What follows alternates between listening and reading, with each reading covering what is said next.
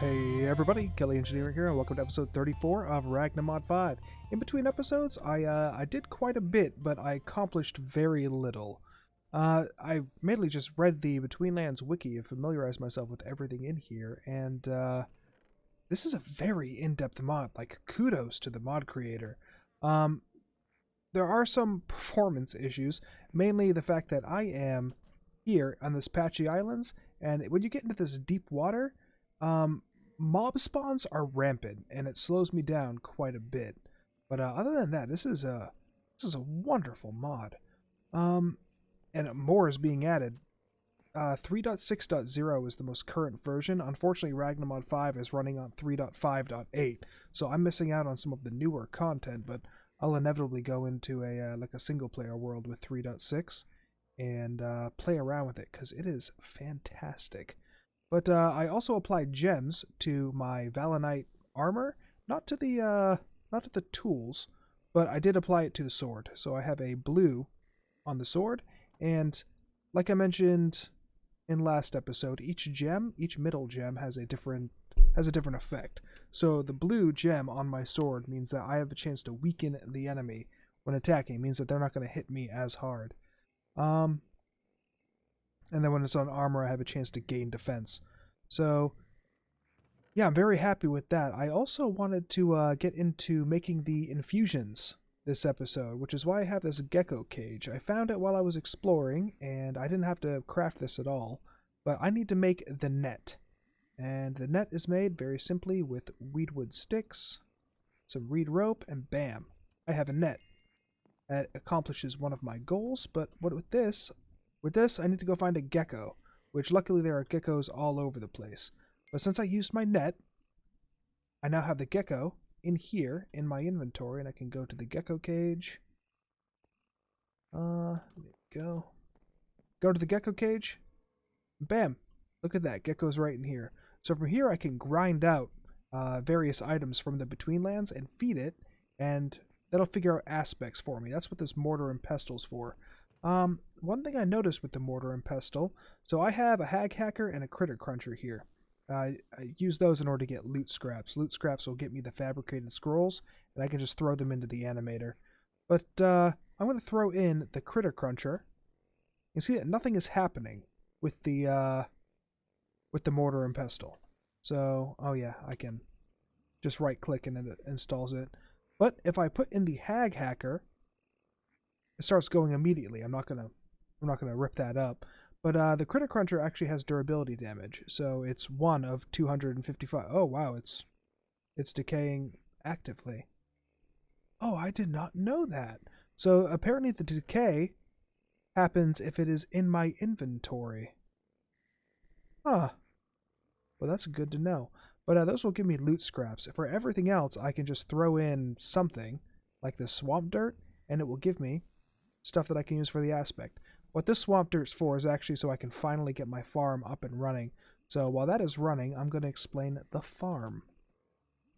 So the farm that I had set up over here, it doesn't work as intended because it rains quite often in the Betweenlands, and the rain actually floods out the crops, and since I waited too long, my crops decayed, and the soil I planted on also ended up decaying. The compost that I installed in there wasn't good enough. So yeah, let's get this weedwood shovel. So if I had mined that out and put a piece of compost in there, eventually, because of the nature of the Betweenlands, it would have just decayed. This is regular swamp grass, but by throwing it in a purifier, I get it immune to the decay. That's why I have these 15 pieces. I'm going to use this purified swamp dirt in order to make my crops immune to the decay, and I put this fence and roof on top because I don't want the rainwater to flood out my crops and destroy them that way. And once that is done, I will finally plant my white pear seeds right here, and I can make my jelly donut so I have more food to go on.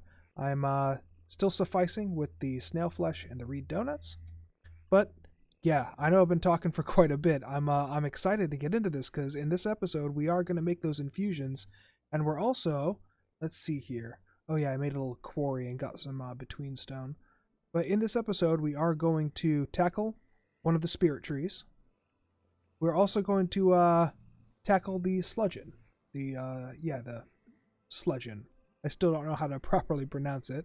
But yeah, we're going to tackle that, and then I have a crag tower. The only thing I haven't found so far is a white fortress. So I can't tackle the white fortress, and luckily I don't have to, because that seems to be a very difficult boss, especially in a large world like this where I suffer from lag quite often. But yeah, we're going to focus on all of that.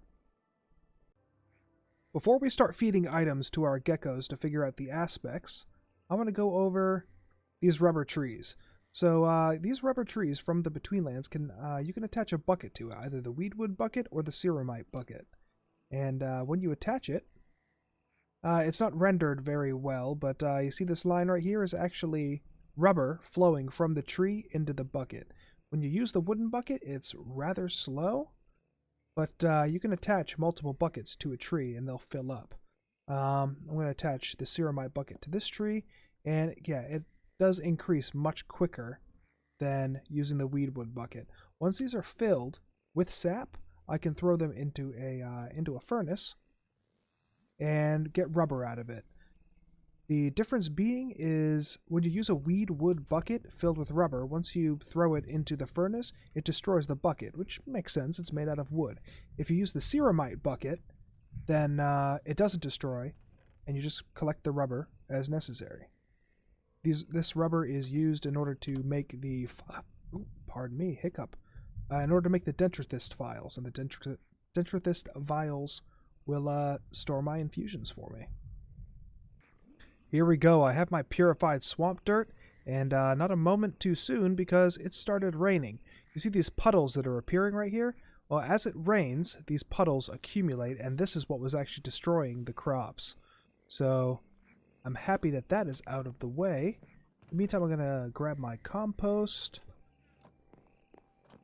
Oh, do I have my shovel? I don't have my shovel. I know I'm throwing a lot of information at you really quickly right now, but after watching and viewing episode 33, I am not happy with how I conducted that episode.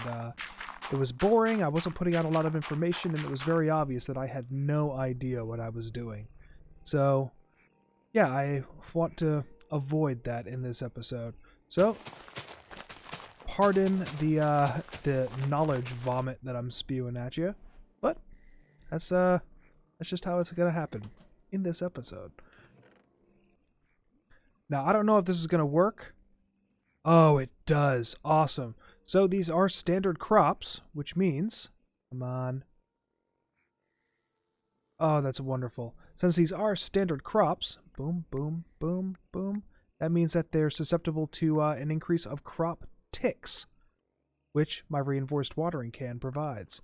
So I'm going to just get a whole bunch of pears very, very quickly and see how long the compost lasts. Alright, there we go, we're out of compost. So that was about 3 or 4 of this plant. Yep, it is roughly 3 or 4 before the compost runs out. That is good to know. And boom. 32 jam donuts. And I also have the white pears right here. So I get quite a few pears from each seed. Having that little thing of 15. Yeah, having that little patch of 15 definitely helped me out. I can also use the white pear seeds because I'm getting more than I ever need. I can also use them as compost. I did notice one thing about, I don't know if this is a consequence of the pack or the wiki's wrong or JEI is wrong, but if you notice with the compost, I'm going to type in the pear seeds here. When I'm composting them, it says that it's going to take 5 minutes and give me 10 compost. I'm not getting the 10. I've been using the hearth leaves. And the hearth leaves inside the composter, if I could find the composter, here we go. It says 9 minutes and 10 seconds and I will get 4. Well, I threw 20 in there and 20 itself gave me 4. So I think it's, I think the JEI tooltip is actually telling you the stack. So a stack of 20 will give me 4, in 9 minutes. So the pear seeds, I have that stack of 20 pear seeds. Let's see, in 5 minutes, we'll see if I get 10. So I'm going to wait for that to complete and see if that theory is correct. Alright, I am collecting my buckets right now, so I can get more of that sweet, sweet rubber. Another thing I want to go over is, luckily I'm ready to eat. I have advanced tooltips on right now, so F3H for advanced tooltips. And I could swear I got rid of the hat stuff, but whatever. Yeah, so the tooltips on my Reed Donut, you'll see that it says taste good 8 of 50, and then taste good 3 of 50. So the more that I explained in the last episode, there is a spice of life thing going on here. So the more I eat a food, the less effective it's going to be. And that is measured in points. So right now, my seared snail flesh is the lesser of the two things that will affect me. So I'm going to eat the snail flesh. Boom. And you'll see that it went up to 8, so it increased by 5. But as a consequence of me eating a new food, all other food decreased. So it decreased by 4. So the more that you eat something, the more it will increase, and then everything else will subsequently decrease. And you can see where your current level is with the advanced tooltips. So that's why I'm so worried about food right now, because eventually just having these 2 pieces of food is not going to cut it. So that's why I want 3 food. I'm going to go into a sludge fen, sludge plains, a little bit later, and I'm going to get the slime, because this slime right here, this sludge ball, I can smelt these and get this sludge jello, and sludge jello combined with the pears will give me the white pear jello. So I'll have 2 very good foods, and then my seared snail flesh is going to be my 3rd food. As snails are everywhere, I don't have to worry about that, but I'm going to retire the Reed donuts as soon as that is taken care of. But yeah, that is how the mechanics work for that. Also, like I explained before, I have weedwood buckets in here, and boom, it just gives me the rubber, but it destroys the bucket. However, I already threw my ceramorite bucket in here, and it says now it is a ceramorite bucket with solid rubber. In order to get the rubber out, all you have to do is just right-click. And bam, it takes the rubber out, maintains the bucket for me. So now that I have that rubber, here we are, I am good to go. And the compost is done. Let's see.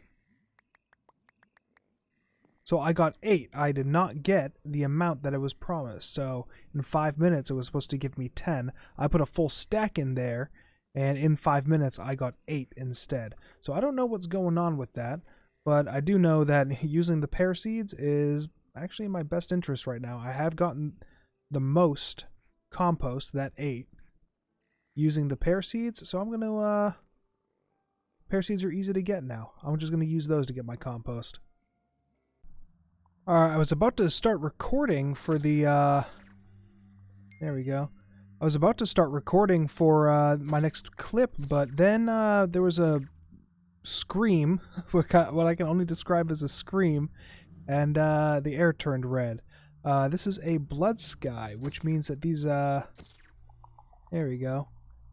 The swamp hags can spawn anywhere, and they do more damage. Luckily, I can fly.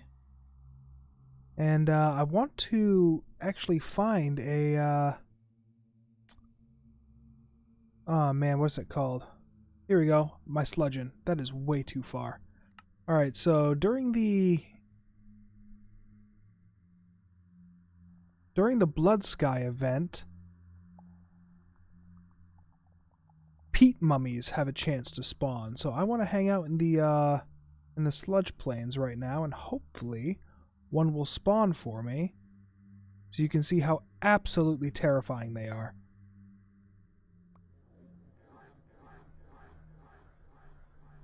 Oh, that is a white spawner. That's awesome. Here we are. Okay, look at that. This isn't a peat mummy, but this is like a weird mud thing. If I go close to the ground, hopefully it'll spawn. There it goes. It's like a naked mole rat. It's freaking weird. But this is not a peat mummy. This is a crypt crawler. And wow, he has a lot of health. Oh, and they just keep spawning. Okay. No, dang it. That's unfortunate. But yeah, I'm going to try to find more of those because do they drop anything unique? Oh, they drop ancient remnants. Nice. Alright, so I'm going to get high up here. But what these ancient remnants are for is to make the sensor. And I have no idea what the sensor does. I have not read about it. But I do have a couple of items that require the sensor, mainly the swamp water. So swamp water can be put through a sensor. And if you look at it, yeah, there's no tooltip for what it actually does in JEI. I don't want to spoil everything. So, come on. Get close to me, buddy. There we go. Yeah, I'm going to continue going around, hopefully... Oh, whoa, what the heck? What just shot me? That did a bunch of damage. Alright, I missed its spawn, but you just see that, oh, this thing is so weird. And I have a feeling it could kill me in one hit, so I'm going to stay away from it. I really need those infusions. But yeah, I was like walking on all fours. It spawned from, I can't see where it spawns from, but it like makes a mound of mud, and then, seriously, buddy? There we go. Yeah, it makes a mound of mud and then just shoots up from there. So, yeah, they're definitely pretty freaky. But anyway, now that this is done, I'm going to head back to home base.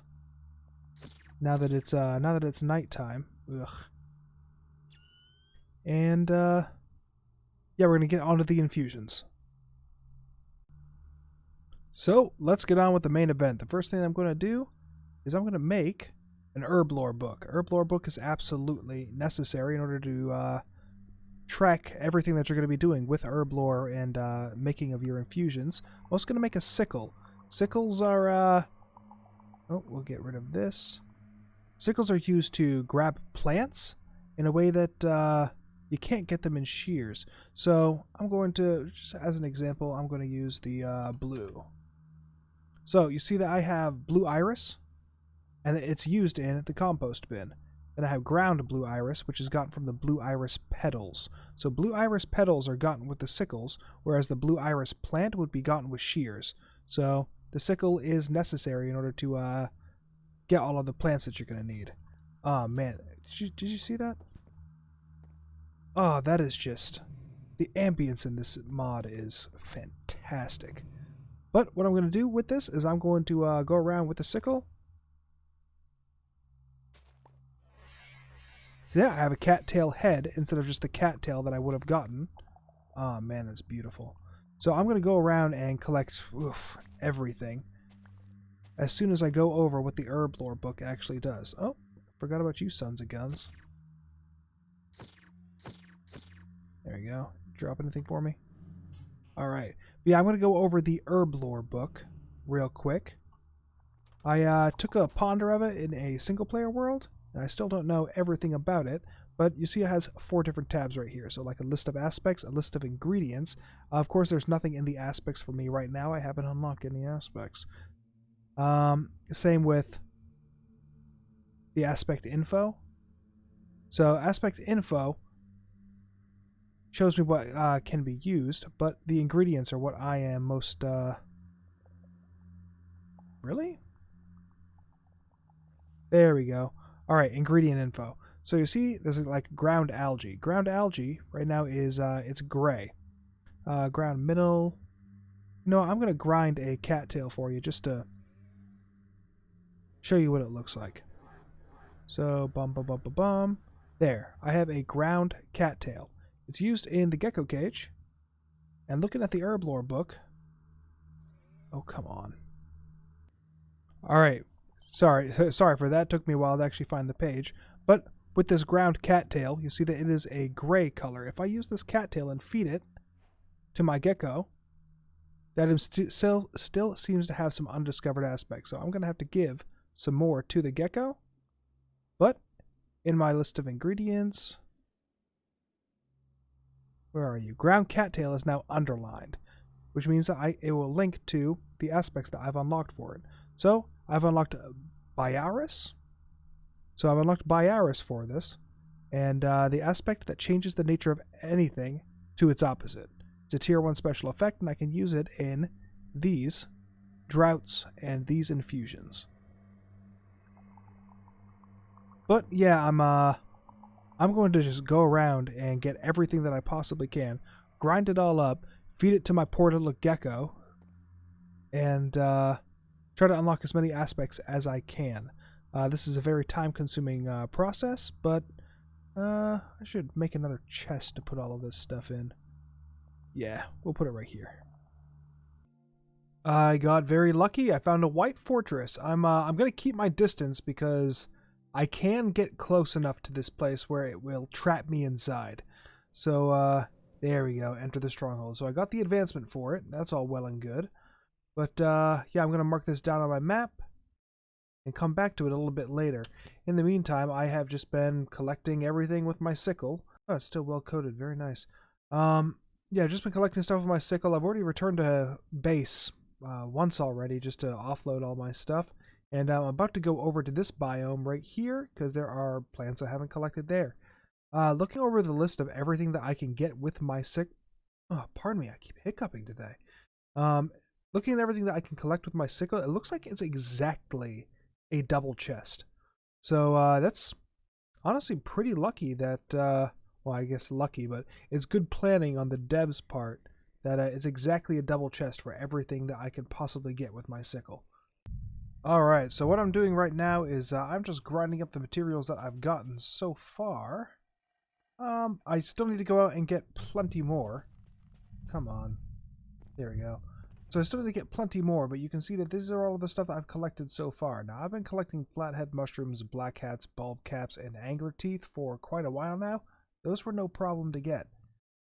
Stuff like moss is, I could pick it up with the shears, but the version I need, of course, is with the sickle. But moss isn't hard to get either. Cardinal flowers are not as common as I thought they'd be. So I only managed to collect 9 of those. So I have 1 spare. I've already ground up these right here. But once I have grind up all of the stuff that I plan to, I'm just going to continuously feed it to the gecko and try to unlock as many aspects as possible. But you can see I've opened up the space a little bit. I've removed all but 1 of the portals, just so I had a little bit more breathing room. I've also made 4, or I guess 3 more mortars, and 3 more pestles, just to speed this process up. I'm a builder, so I'm kind of disappointed in myself that I haven't turned this into... Sorry about that, I hit the wrong button, but yeah, it's it's annoying me that I haven't turned this into something that looks good so far. So what I'm thinking about doing is I'm going to extend out this weed wood a little bit more and shape it to not really a tree trunk shape, but I'm going to shape it into something and then extend it down probably by 2 floors. And one of them is going to be my herb lore room, and the other one is just going to be like random storage because, wow, there are a lot of items. In between episodes, I did make this staircase, and the staircase doesn't go all the way down to this level, but this is where the caverns start. So yeah, there's that. But yeah, I would think I'm going to build down a little bit and actually make this into a livable space and not just a semi-awkward box. Alright, all of these are done. What? Oh, okay. Whew. Freaked me out for a little bit there. So the pestles can be repaired. If you look at the recipe for them, they can go into an animator and they can be repaired. Unfortunately, I want to save my life crystals, so I'm since I only have, I think, like 4.5. The one that I'm using in here is still at 50%. I could use a white heart to repair this, but it only repairs about like 12.5. And then here I have more life crystals. I'm going to take 1 out and just put it inside. Boom. You see that if you put the life crystal in there, it actually automates the process. And it uses 1% in order to automate. That's all well and good, but like I said, I'm saving my life crystals. So, oh, that takes up a new slot now. Boom. But yeah, I'll be back with you once I'm ready to actually create the alembics. And once I have the alembics, I can start making some essences and some poultices. Eesh, this is quite the undertaking. I have gone through, I think this is my 7th gecko, and I have 8 and 9 right here. I do think I'm going to have to use them.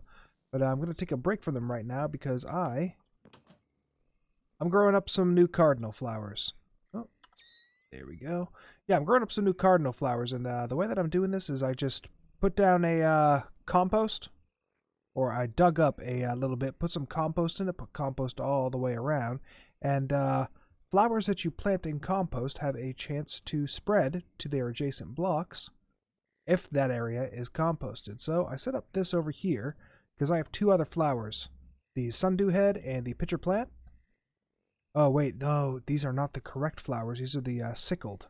Well, I need to go grab a sundew head and a pitcher plant, and I am going to plant them right here because I do not have nearly enough of them. But yeah, it's super simple to do, and this is how farming is done for the flowers. It doesn't always have to be crops. The watering can, however, does not work on them. They have to spread naturally. So that is unfortunate, but it's whatever. Yeah, let's put this all over here.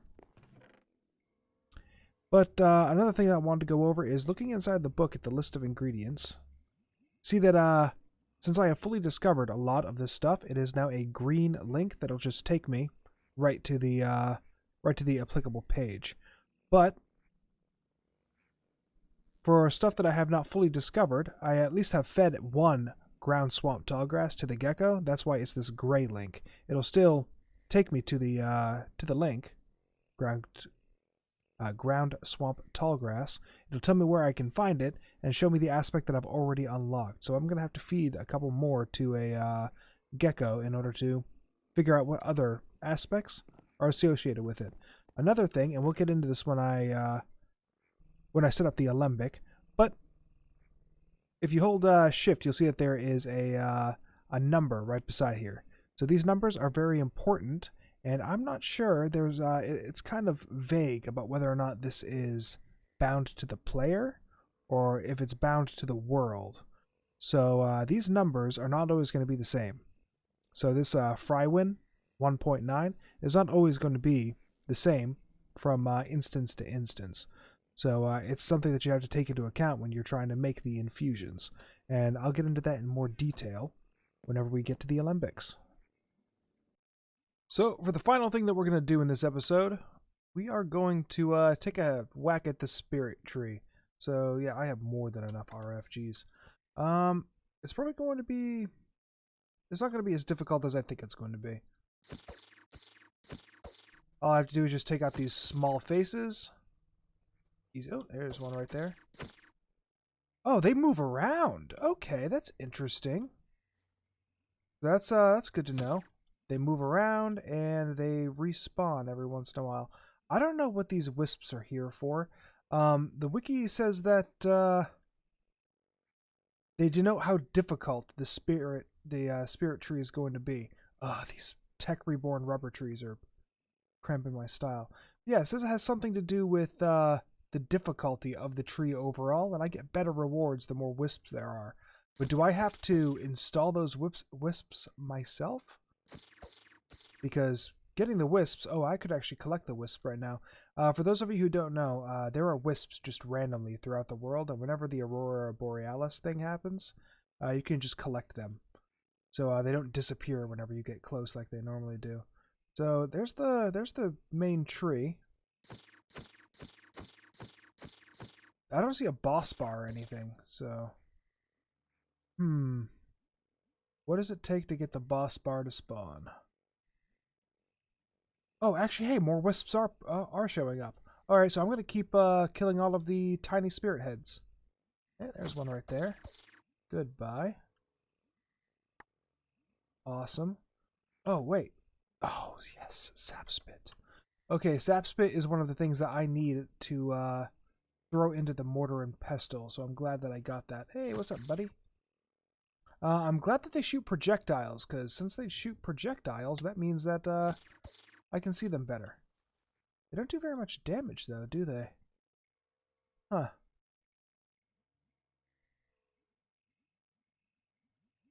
Oh, okay, that's good to know. The main face, it switches every now and then. It switches what side it's on.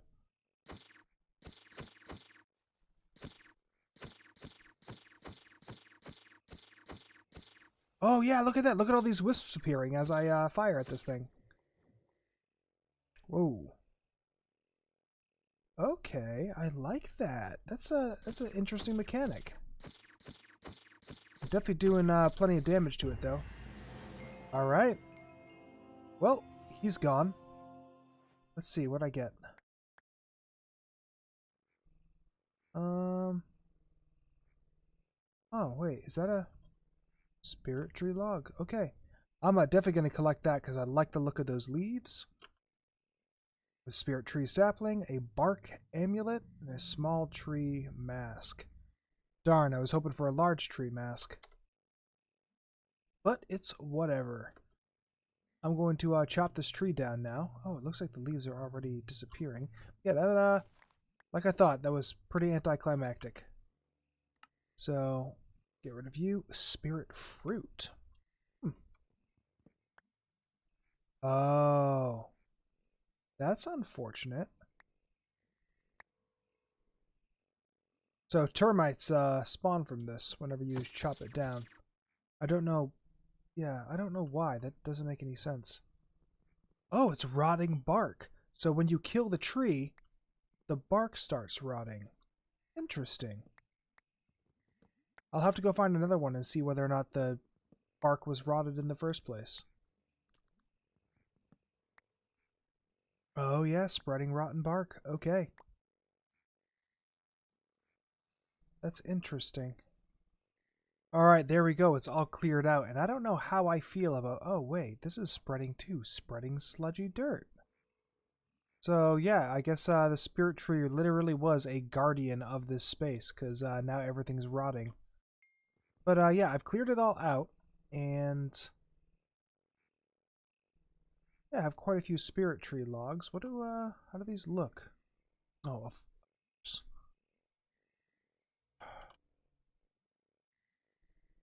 okay, so the spirit tree logs don't have any... they don't have any sort of...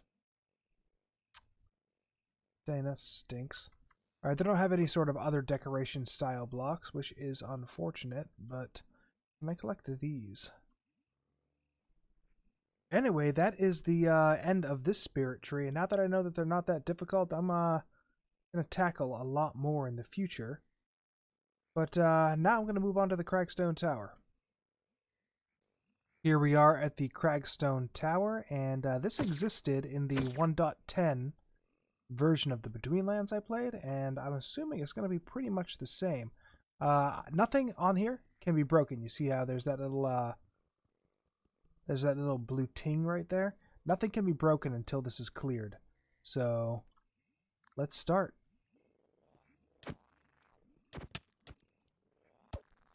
Now, it's not going to be that hard, mainly because... oh, man, my... It's not going to be that hard because I can fly, but there are spawners in here. Just have to find the spawners and progress up the lane.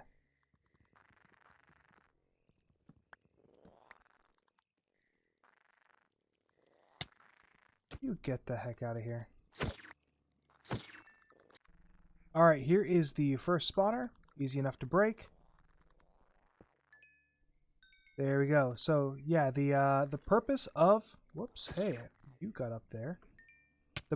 The purpose of the tower is just to get rid of the spawner that is on every single level.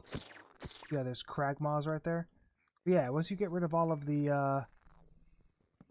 there we go, there we go. Once you get rid of all of the spawners, then you can proceed up the tower. And you see that it's all on the inside until you reach the very top. Boom. Man, those Crag moths just sound terrible. But, Yeah, I'm just going to progress up the tower. Alright, I'm about to enter the 4th floor, which looks to have pyropes in it, so... Alright, cool. Pyrope is gone, but it's a pyrope spawner, so... Get out of here. Oh, yeah, so when they glow like that... they fire like they're blazes.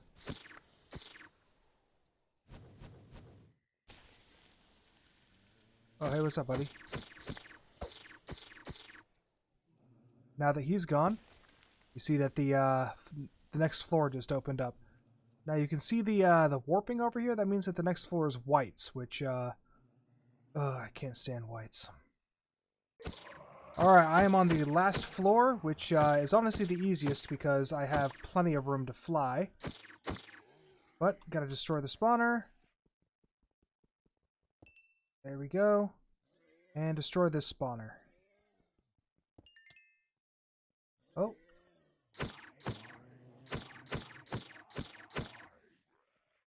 Oh man, I love having the laser pistol.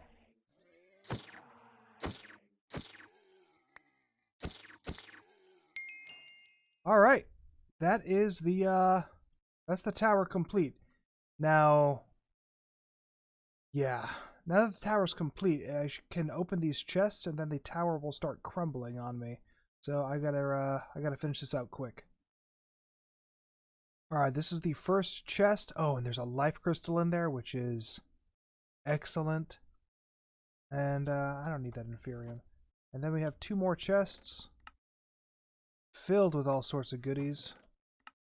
Ooh, 3 item scrolls. A ring of power. Ah, beautiful. Alright, so I thought that the tower should have started crumbling after I opened the chests.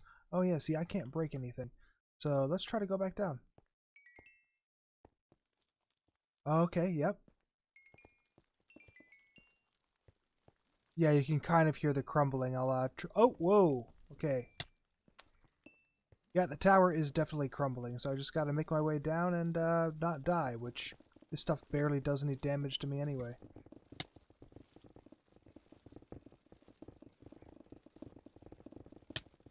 And there we go. We're out of the tower. That was very easy. Geez, okay, that took much longer than I thought, but I can break the tower now. So I'm actually, in between episodes, going to set up a builder, and I'm going to completely excavate this, because these Crag rock bricks are fantastic. There are the awakened... You saw the little teardrops earlier. Let me point one out. Really? Where are the teardrops? There it is. Yeah, this teardrop right here. I love this teardrop. Oh, and of course I can't collect it right now because my inventory is full. There we go. Yeah, this glowing smooth crag rock. Oh, that is the wrong button. Yeah, it can't be crafted. It has to be mined. But I love the look of it, and I have a plan for a build using it. So I'm going to collect them. But I know that it was kind of anticlimactic, but I hope that these explanations helped even a little bit. But I am going to call that an episode here. In between episodes, I am going to mine this tower out and collect all of these wisps. And yeah. In the next episode, I'll hopefully tackle the sludgeon, but that's going to be like an entire episode on its own. Mainly because